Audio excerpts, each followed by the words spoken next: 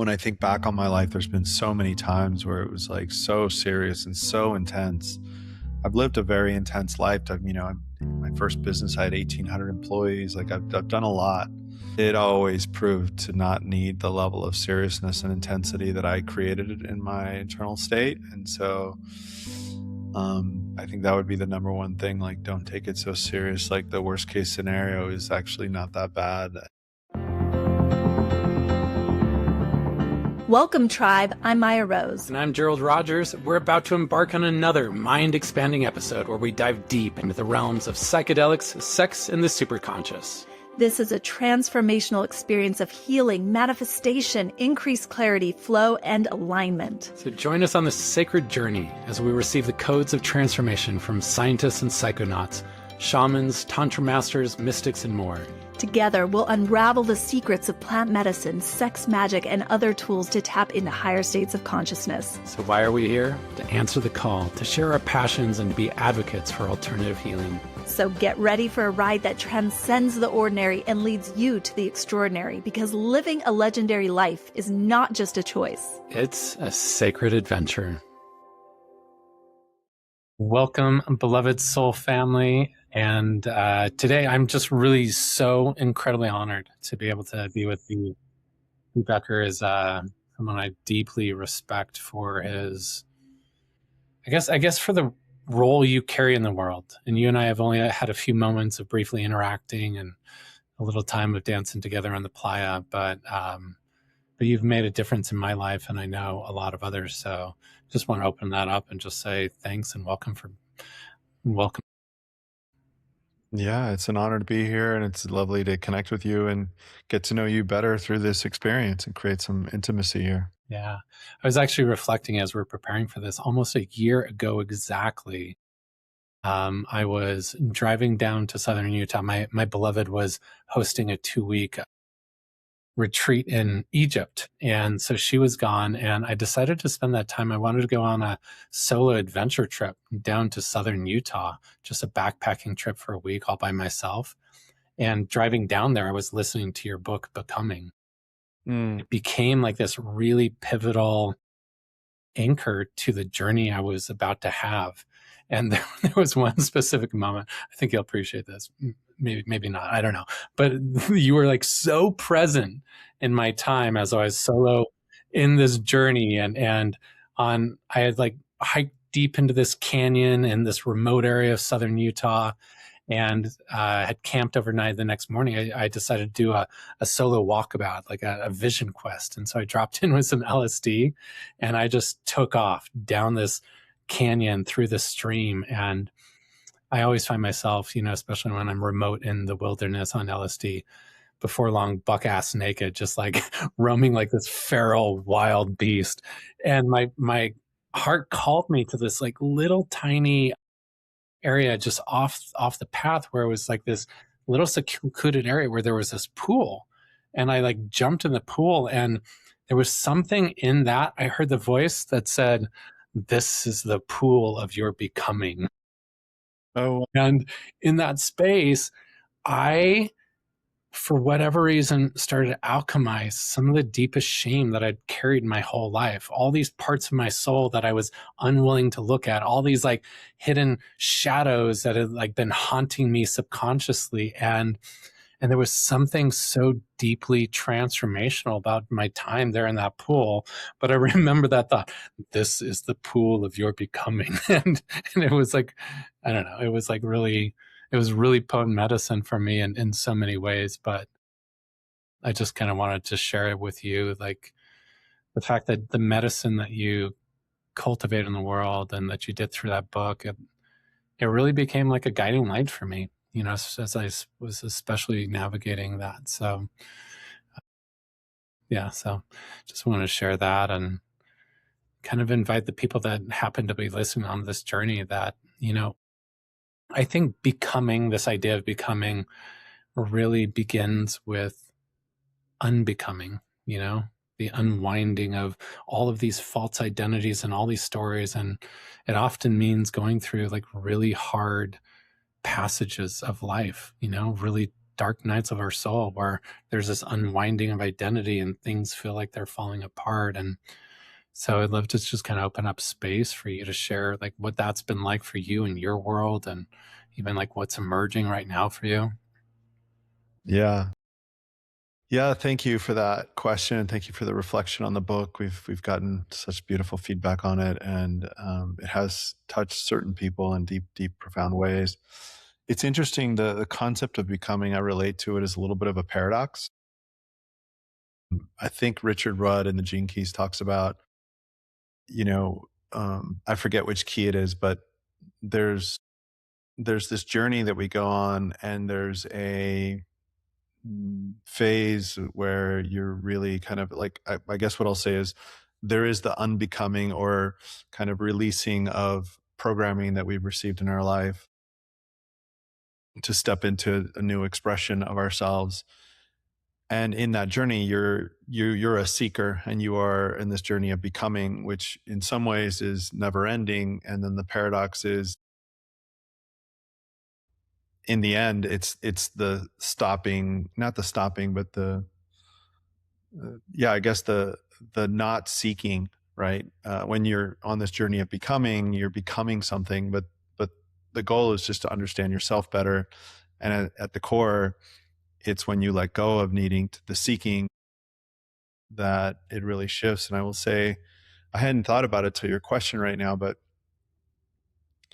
I guess I'll share. I was going to launch a men's group last year, and my team was really pushing me to do that. And there was a part of me that's always wanted to do that. And I realized that there was a part of myself that there's a part of like my ego, the validation that I was kind of seeking in that process. And it felt, I had this deeper knowing that an old version of myself would have just plowed forward and probably had a great men's group and had a good year with that. But there was a deeper part of me knowing that that was like, at a core, it was out of integrity, because there was a part of me that was doing it for the wrong reasons. And there was also the part of me that was doing it for all the right reasons. Um, And so over this last, I would say like year and a half, I've really gone through this phase of a very intentionally, I haven't read a book. I haven't listened to a podcast. And, when I go back to my, we all have our insecurities of my childhood, her insecurities of really not being able to read and always feeling like the dumbest guy in the room and things like that as a child. There was always this like, oh, if I just learn this thing more, if I become better at this, then people will view me differently, and that will give me, self-worth, that external validation. And I've really gone on a journey of very intentionally over this last year of like, what would it look like to not need to learn anything, not need to know anything more, to be worthy, to be happy, to be anything. And so I know that pendulum will swing again, and I'll start reading voraciously, and signing up for the retreats and doing all the things. But I knew there was this season of my life that I've been in of letting go of needing to be anything other than I am, and really just, there's a time where even jumping on this podcast with you would have given me a lot of anxiety, and I would have gotten nervous, and we jumped on the call and we don't know what we're talking about. I'm like, let's just go. And that's coming from that work that I've done around just getting to a place where I'm like, okay with who I am, which is been a journey for me. And so I would say that's the unbecoming, right? The paradox of it. And I think you go through phases in life, and I think seeking's important, but also where's the seeking coming from? Is it coming from insecurity, or is it coming from curiosity? I think curiosity is a healthy expression of seeking. And so I knew I had to let go for a little bit. And so that's the journey that I've been on, I guess, as it relates to the concept of becoming. It really, It's really letting go of needing to become anything. yeah, I really appreciate that. And I kind of reflect back on my journey. And I think for a lot of people like us, those that have like really dove into personal development and they've done quote unquote the work. When I first got drawn into personal development and started going to every Tony Robbins seminar, or every TR Becker, like I went to every seminar I could. I read every personal development book I could, which in some ways was beautiful because it helped me navigate through a world where I just felt like I was in constant self-sabotage. But what I didn't realize was I was stepping into another trap, and I started like hosting my own personal development events and all these different things. And I didn't realize at the time that at some fundamental core, all personal development was built on this false foundation. You know, all of the work I was doing and even the stuff I was promoting in my own events was built on this idea that something's broken and it needs to be fixed. And therefore, you need to go to another seminar, another event. You didn't need to do more work to figure out how to become something different than we are. And I think that's where the illusion often is, because it's easy for people to get stuck always chasing that mirage, thinking that they need to be something else in order to be okay. And I think that's where I think a lot of us get stuck. And what I'm hearing you say and what I've reflected in my own journey is, you know, like the real work of personal development isn't about becoming something different. It's more about the remembrance of who we are and finding the wholeness in that. But I guess I would say the journey is both. And Richard talks about this in Gene Keys. It's like being the seeker, wanting to become something is also necessary in the journey. You can't skip that phase and just be like, oh, I don't need anything. And like, there is a journey, and at least I don't know anyone who really just skips the steps in between, to then come back to the place where the journey is internal and getting to the place that you just described, where you don't need any of those things. And so it is a paradox. And I think the distinction is, like, once again, like you said, like the place in which it's coming from. If it's coming from a place inside of us, which is all about external validation, I think you refer this in the book, versus like that internal, like solid identity, you know, that part of me that is always wanting to explore new potential within me, that's always open to new ways of being better, versus the part of me that's trying to prove my worth by, you know, being something different than I am at the core. Yeah, that resonates. So I'm really curious for you, like, what does that look like in your world right now? Like, where do you find yourself at growth edges, or where do you find yourself like really, you know, quote unquote, in it? Yeah, I'm certainly in it. It feels like the most significant, challenging time of my life, but I know that that's all perspective, and I've probably felt the same way at other times. But a year and a half ago or so, our house in Malibu burned, and we just spent 3 years remodeling it to, sell it. And it was a significant number, and it was going to fund the first phase of our retreat center. And we've always been self-funded. And when that went up in smoke, it was a big moment for us. And, immediately following it, I was kind of like, oh my God, I've done so much work that I knew that there was a gift wrapped in thorns. And so I immediately went to the place of like, oh, we're meant to bring other people into this project, to bring other resources in, to open it up.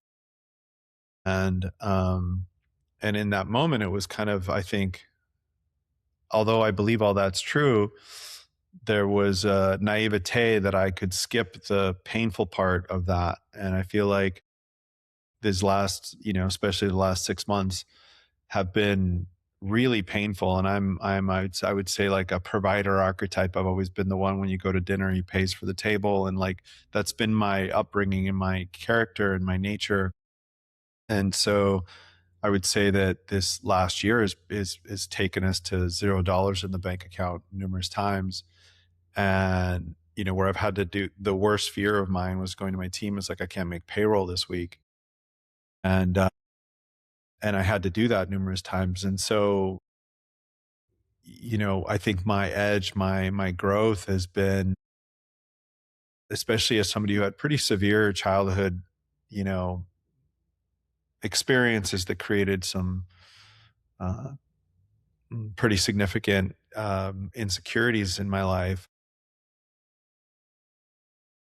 to get to the place where, where I was stripped of everything. And can I find worth in myself even though it's not me that's providing, and that I'm actually having to, for the first time in my life, ask for support and ask for people to invest and ask for people to see me.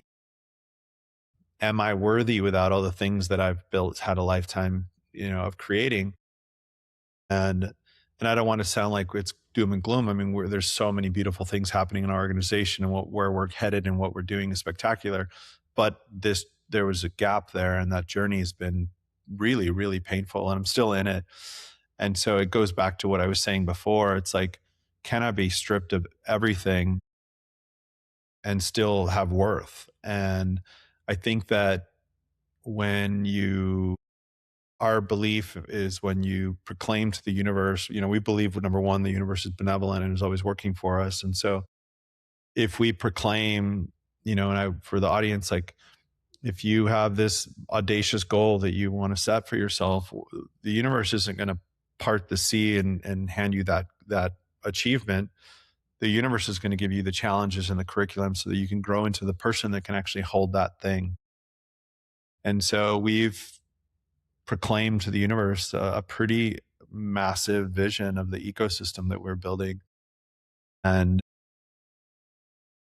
the universe is giving us curriculum to grow into the people that can actually hold that vision. And also, if we proclaim as an organization to be able to work with people on the similar journeys, well, the universe is going to give us, master curriculum, master lessons to be able to grow into those people, and also to be able to guide other people through that journey. And so it's been maybe the most challenging year of my life. And my work has been to trust at a level that I didn't know was possible, and to still trust in life, to trust in the benevolence of the universe, and trust in myself, and to let go of all the validation. And I think it's been difficult, and I've also very stepped into it very intentionally, and moved with intention, as I have been forced to deal with some challenging, circumstances. And we're almost on the other side of it. So that's been my journey, is really learning to trust and let go. And our house was the funny thing is, our house burned a year and a half ago, and about a month ago I came down to go through. We stored a bunch of stuff. The stuff we did save, our most favorite valuable assets, we put in storage, and that was broken into. And so we literally have, like, a suitcase worth of clothes in our lives. My wife, I have one sweater, and my wife has one sweater. We don't even have jackets. And so we stored all our winter clothes when we moved to Mexico. So it's been a challenging time. And also, I see the intelligence of it all, and what my wife stepped into, the way she's grown, and fundraising. And we wouldn't be the people we are today had we not had this year. How do you how do you feel like that journey, specifically financially, and having so much success, but then having the universe kind of like shake the etch a sketch and like put you back into this like really humbling space? How has that shaped or forged your relationship with Azria, and like how have you navigated your own personal identity through that journey? Yeah, it's interesting. Our relationship, it's it's beautiful. I've never had a relationship like this, where I feel like we can kind of weather any storm kind of energy. And so there's this, like, knowing that we're good. It's interesting, in this more recent time, we've had to create space and separation for each other. What she's holding and having to do requires her frequency, and her to, like, protect her energy and her frequency in a way, like with a bubble, because she's out there fundraising and launching offerings, and launching a bunch of things that are moving the organization into the next season. And I have been really holding down the fort, with, like, being in the way I describe it is, like, in the mud of the the the grimy mud of the details of the underbelly of what's happening and moving money around, and lawyers and accountants. I have a couple lawsuits that I won, that I'm trying to collect money, and a lot of my time has been lawyers and accountants and not fun conversations, confrontational things. And so while our relationship, I think, is still solid as a rock, it has been challenging. We've had to create some space that wasn't there before. Yeah, to just do what's needed in this moment. And like, we've very intentionally and said, oh, like, what's needed in this moment is to create space. I'm actually at my mother's right now, and she's in Mexico, and that was very intentional, just to like, we need 3 or 4 weeks to just, I'm moving a lot of energy with some things that aren't pleasant and affect my internal state, and I'm doing my work to try and navigate that. And also, I'm not all love and light, and she needs to be like in the love and light energy in this moment. And so, yeah, it's been challenging in that sense. Yeah, thank you so much for sharing that, and I Yeah. can relate, and I think a lot of other people can, and it's really I think it's really amazing to see someone who can navigate those, challenges and face the triggers with so much intentionality. Like, what's your process? Like, when you get, like, really thrown off or you're, like, in it, like, and you can feel the trigger showing up or you recognize aspects of your shadow wanting to take hold, like, what's your process for being able to get back to, that, grounded frequency or clarity? Yeah, I guess I'll give an honest answer. My wife has a very, she's much more methodical with her process on how she moves through triggers and shifts her energy. She has an agility to just go sob for, 20 minutes, then go dance, and then be like full present. Here I am again. And she has this energetic agility that is remarkable. I tend to have a darker, like, sit in the darkness longer, and in the mud and the ick of it all. And so I could do a much better job with that. I guess to be candid, like, it's gotten so intense at times where I've actually done the opposite of what you're supposed to do, which is feel the feeling, let it move through you. And, and I've been like, I need Netflix and a cheeseburger and French fries. And like, I just want comfort food, and I want to like put this aside for a minute because it's so much that I can't take it all at once. And then I've had other moments where it's like, okay, I just need to be in it and feel it. I think what I've been doing recently that's been helpful is I've really allowed myself to go to, I think a lot of times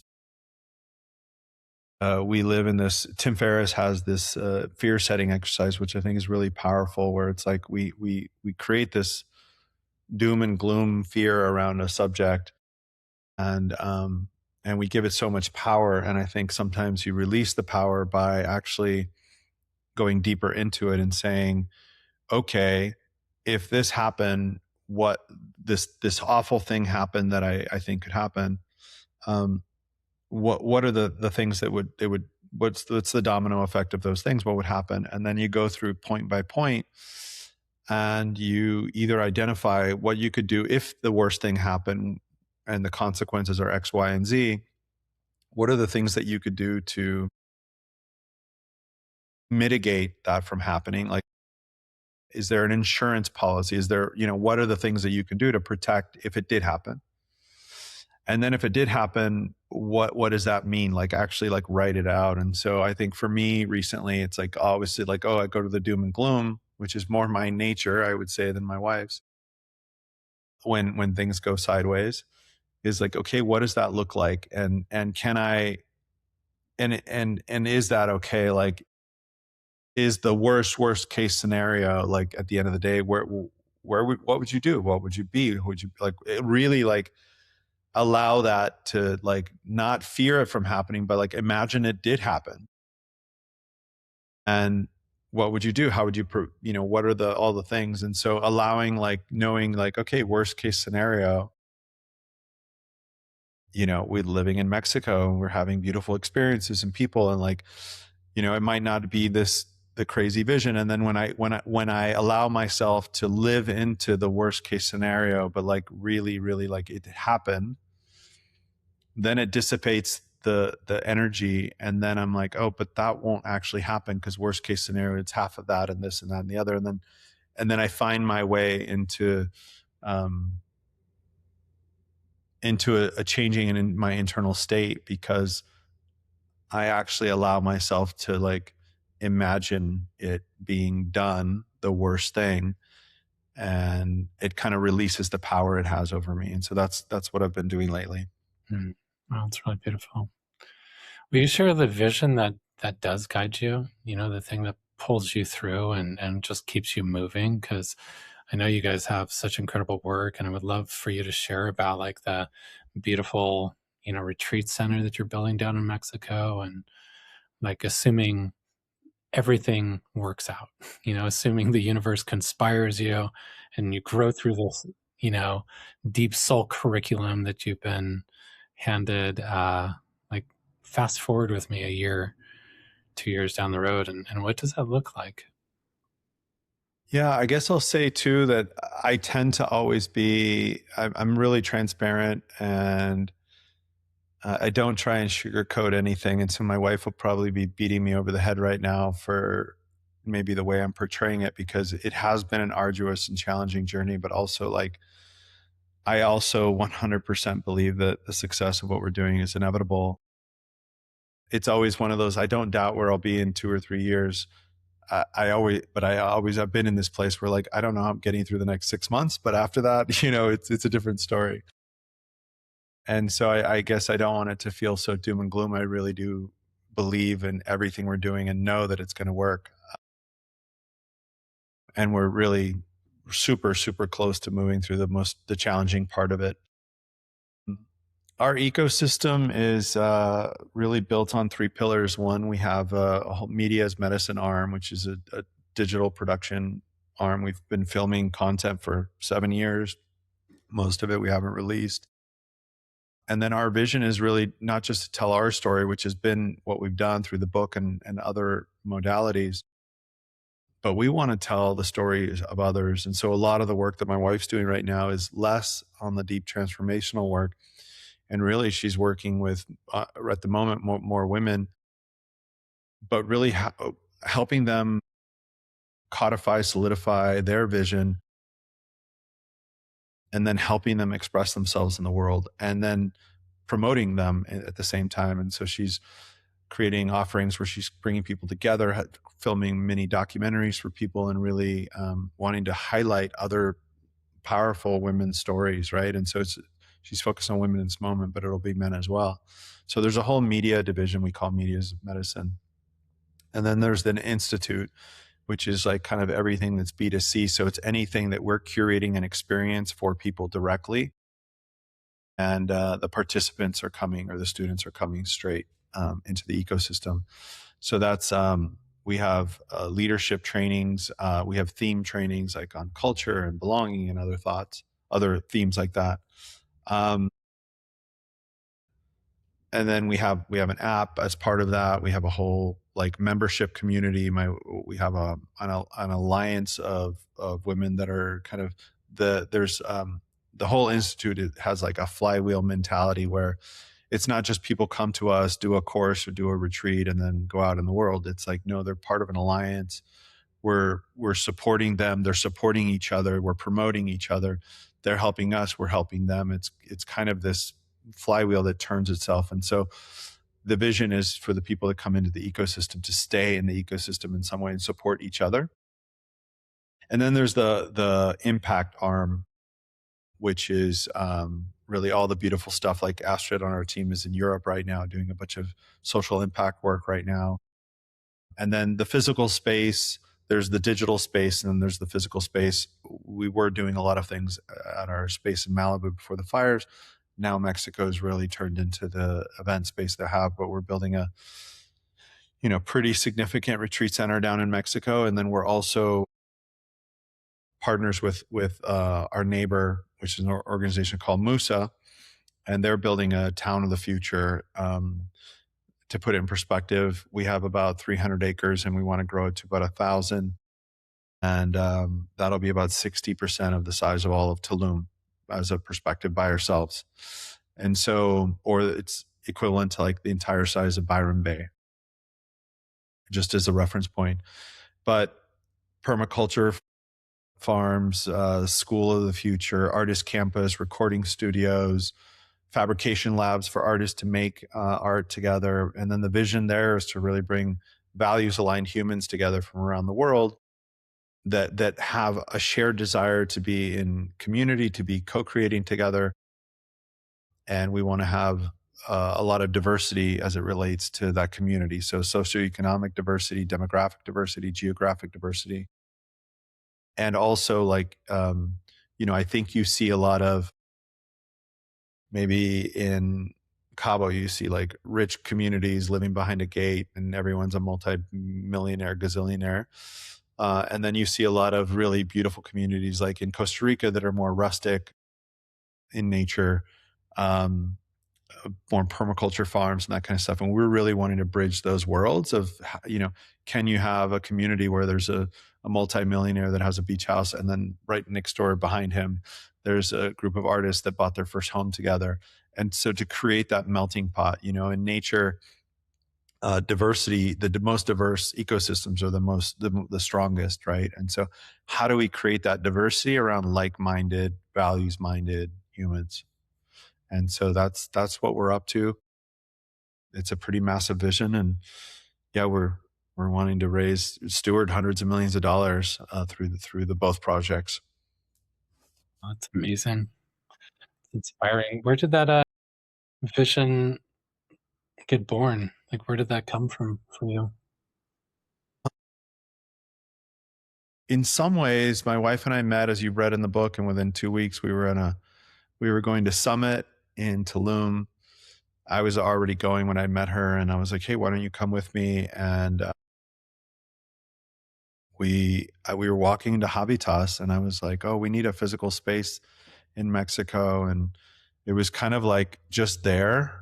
It was almost like it didn't even come through us. It was just like almost a realization of what already was. The vision was smaller in nature. I didn't think it would be as significant as a $30 million retreat center.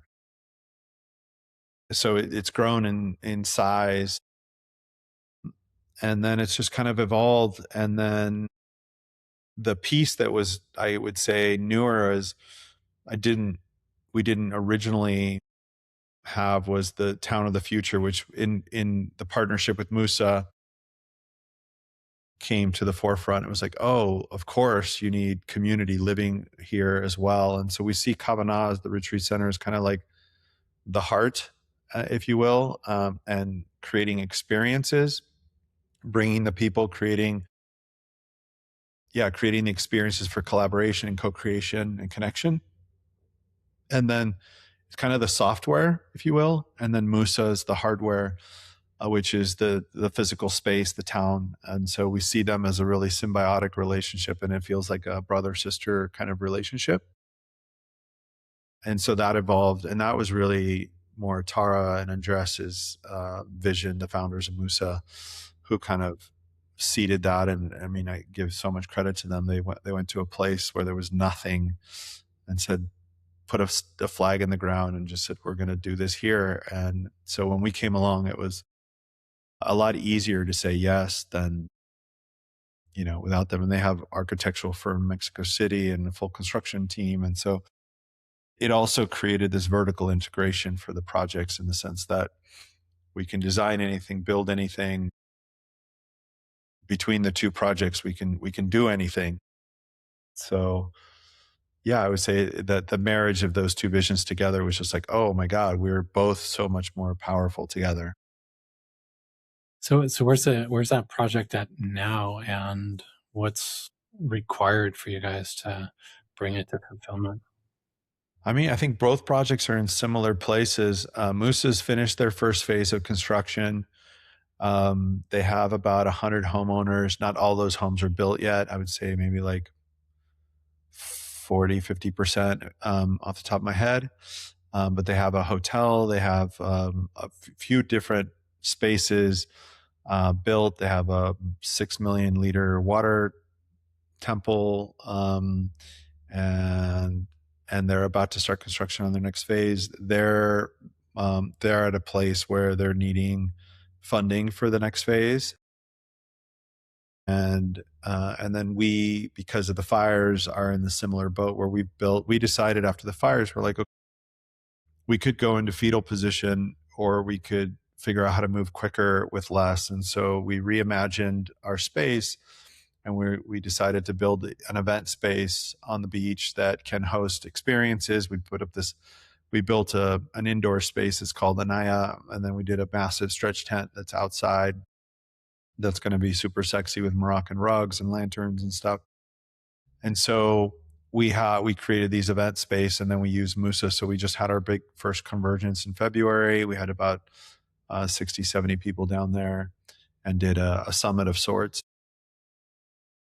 And now we have retreats on the calendar. We're doing stuff. It's not like our retreat center is fully operational, but we just partner with Musa when we do experiences. And so that's kind of where they're both at, and we're in both projects are in a fundraising mode. I mean, our retreat centers, we spent 3 years designing it in all the ways. So we get funding. We're shovels in the ground in 30 days. So we're pretty far along, and same with them. We're both projects are ready for just like starving for a little bit of capital, and can really move the energy. And we're having conversations with people for, as little as $5 million to do X, Y, and Z, or we're having $100 million conversations to fund both projects in a more significant way. Wow. Yeah. When you look at who you've become in the process so far, and you reflect back to who you were at the beginning of this journey, like what have you noticed? Like, what do you feel or experience in being most different, or what ways have you most grown through that journey? Yeah, let me tune into that question for a second.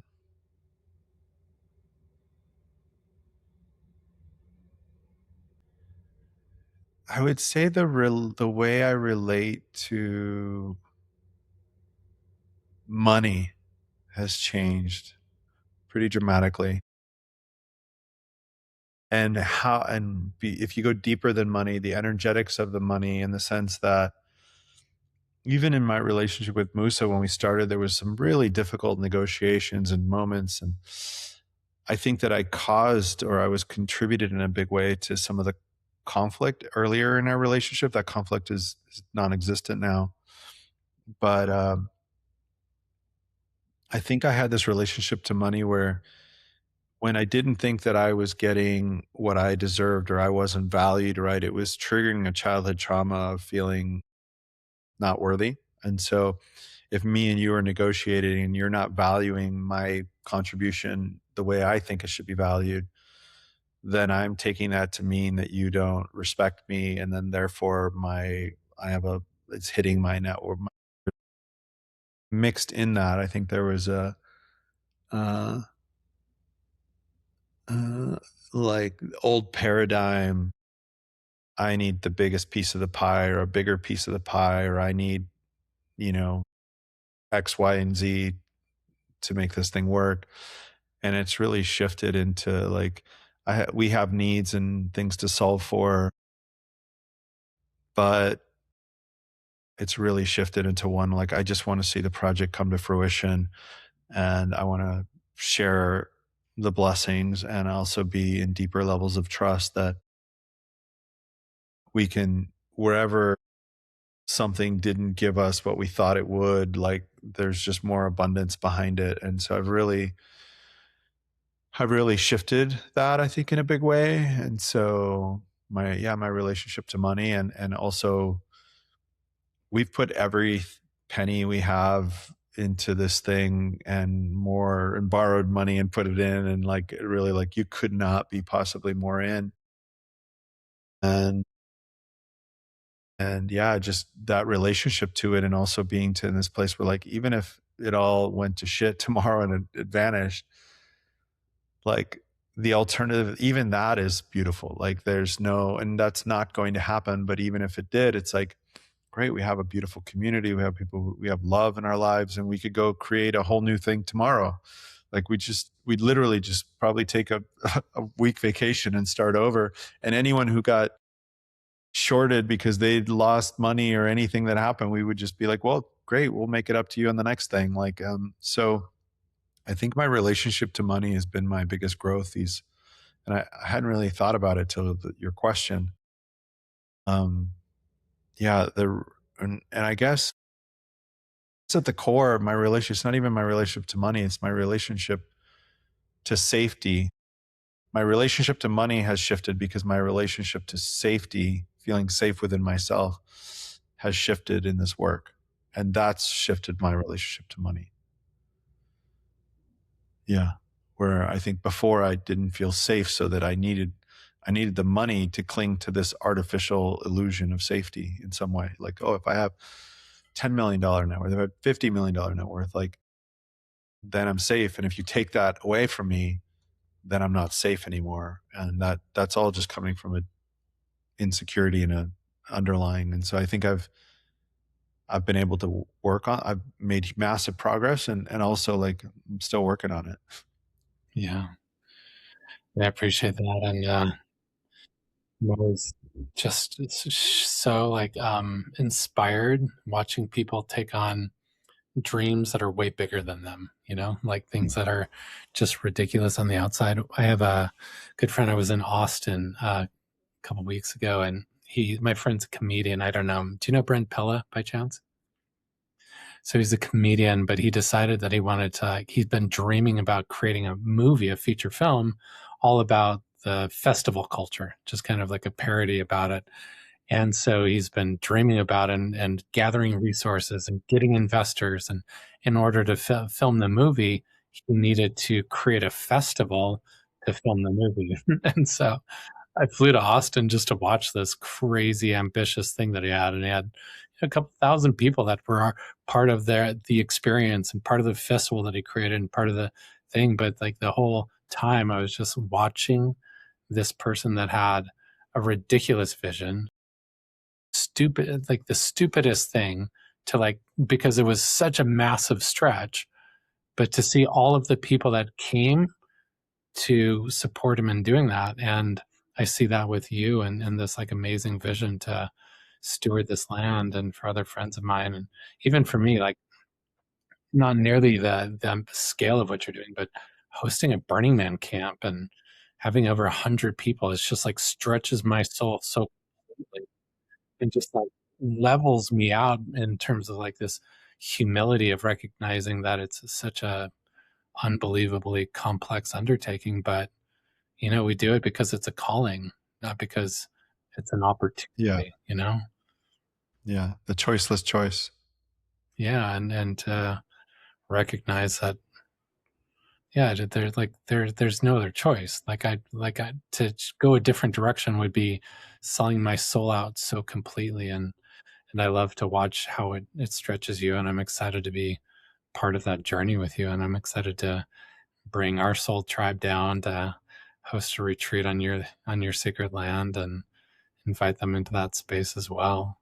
Uh, Yeah, absolutely. I'm curious just to kind of play with this idea, like if you were to just imagine for a moment that,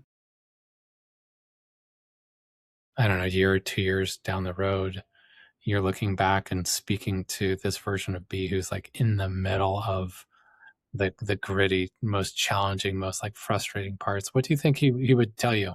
What do you think he would say to you in this moment to just encourage you as you're moving forward?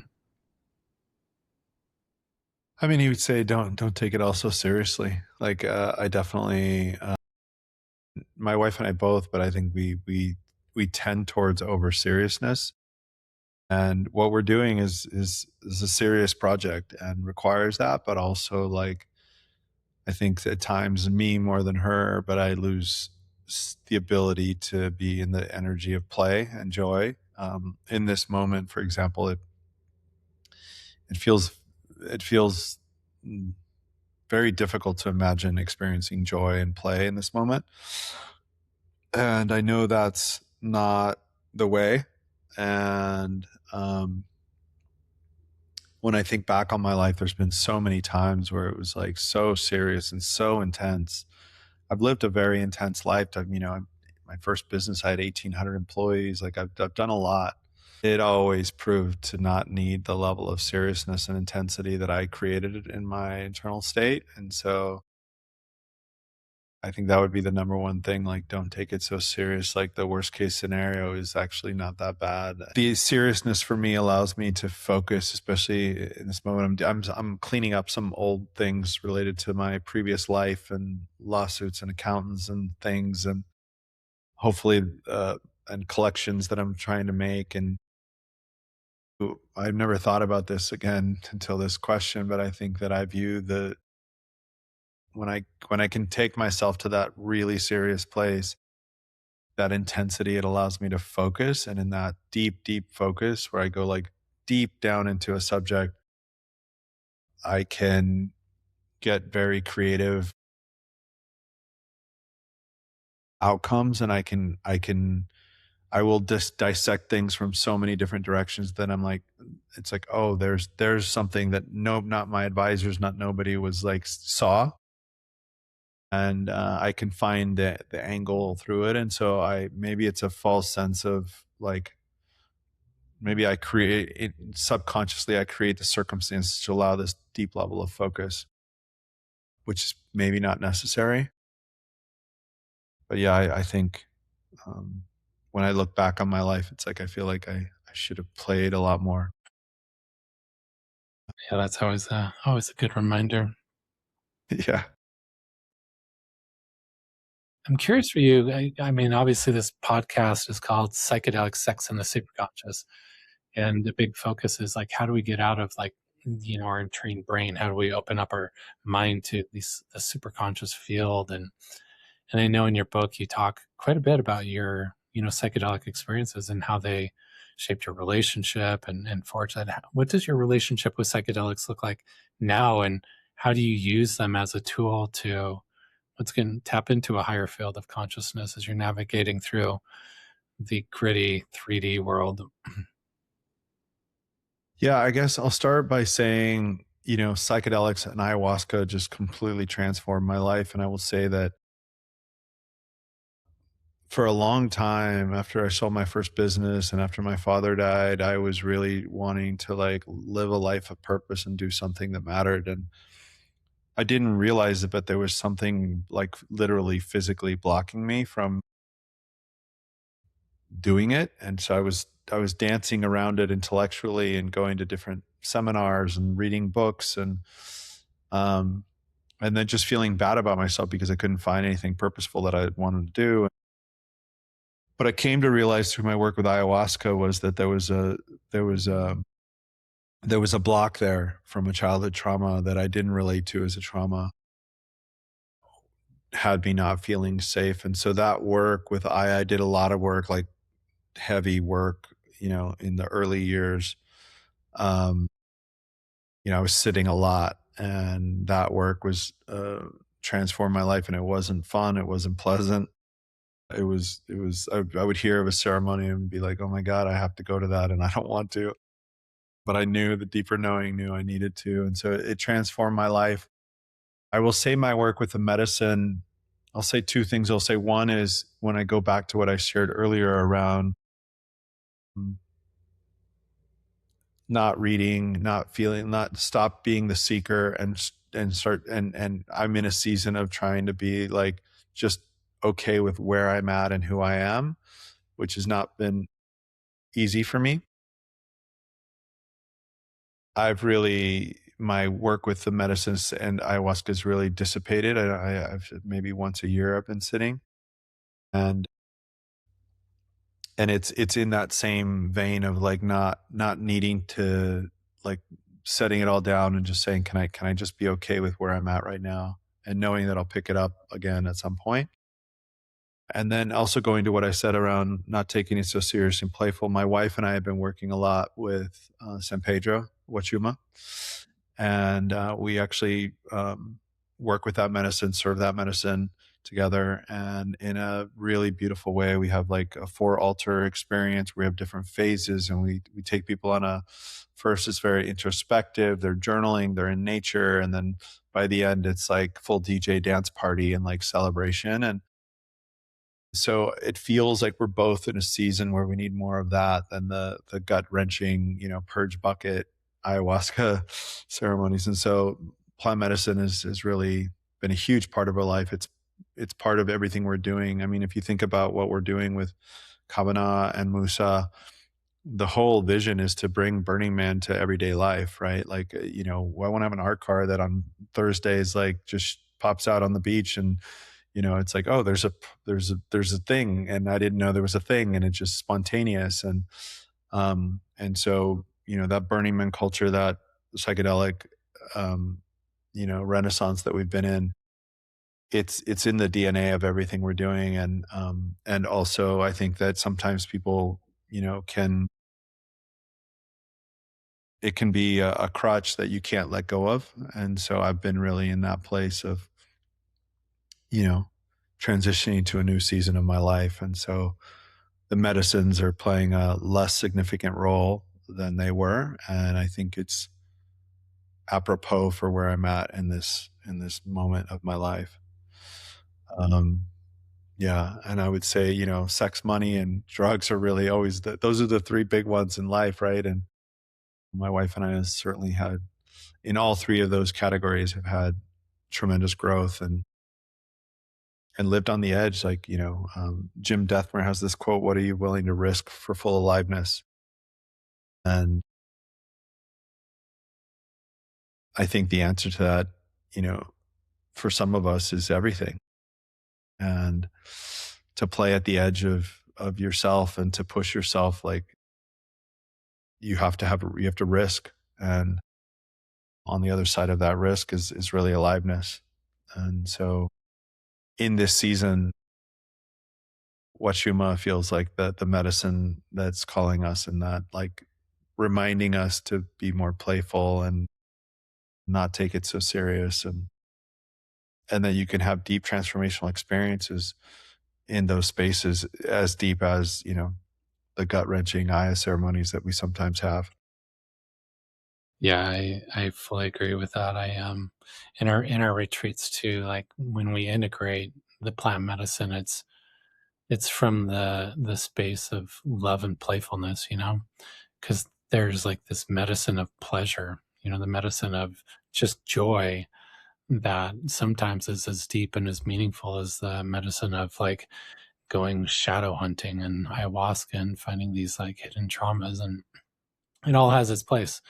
And it's beautiful to like be able to like listen and to let the relationship with the medicine guide you to where it's supposed to be rather than where you think it needs to go. Yeah, agreed. It's amazing. So if you could put it out there, what's the best way that our community, just people in the world, can support you and your mission? Like what would be a calling or invitation, for anyone that might be listening to this, and even for me as I see you as such a powerful soul that I want to be an ally for. Yeah, thank you. I really appreciate that. There's a myriad of ways that people can integrate and invest into the ecosystem. We have, kind of a lower ticket membership that's a community that my wife's pouring a lot into, and our whole organization is. There's a more high ticket alliance that's really more intimate engagements and experiences and retreats that I won't get into explaining here, but there's those kind of on the offering side. Astrid on our team is doing leadership trainings on for people who want to be leaders in whatever that means to them. But it's really at the core like a facilitation for leaderships, but facilitate it's how to facilitate as a leader in a completely new way, that Astrid brings to the table. And also she has all these theme trainings. There's, people who want to buy land and live down in Mexico with us. And, or people who want to invest directly into Kavana or Musa in the higher dollar amounts. Those are all kind of available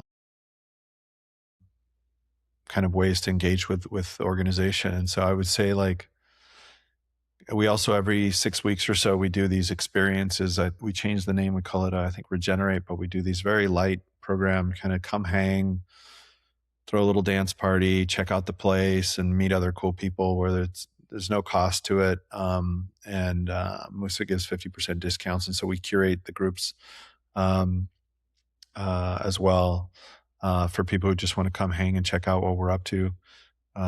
So there's a myriad of ways. I mean, we're building a pretty massive ecosystem, so there's a lot of different ways to connect and plug in. And so I guess, yeah, whatever feels true. Read the book.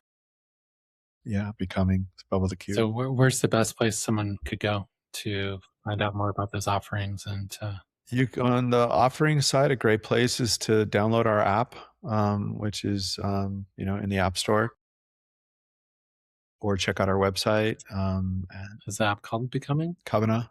Kavana. Okay. Kavana. How do you spell that? Kavana. Yeah. So Kavana we have social, all the social channels, website. It's kavana.global. And yeah, and the app has all kinds of, there's free offerings in there, and there's, paid offerings. And so that's a good place to see what we're up to. That's amazing. All right. Yeah. One question for you. And this one, I just invite you to take a big deep breath in and tune in. But like, what is the message that your soul right now just wants to communicate to any heart or soul that might be listening at this moment?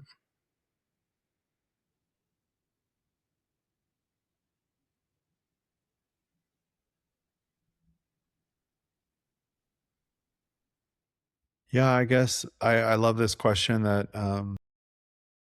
in challenging moments and with challenging decisions is to look at this question of saying, beyond your preference, my preference, whoever's preference is involved in this question, what would love choose? And try and really, I guess that's always been a guiding question of mine.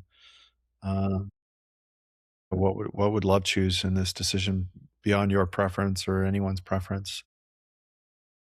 I guess that's what I'd offer out as a guiding direct North Star for people. What would love choose? What a beautiful thought to end on. And just want to celebrate you for being like this warrior of light who's willing to just pick up the sword and just go to work and just deal with what needs to be dealt with so that you can bring this vision to life, because it matters. It really matters.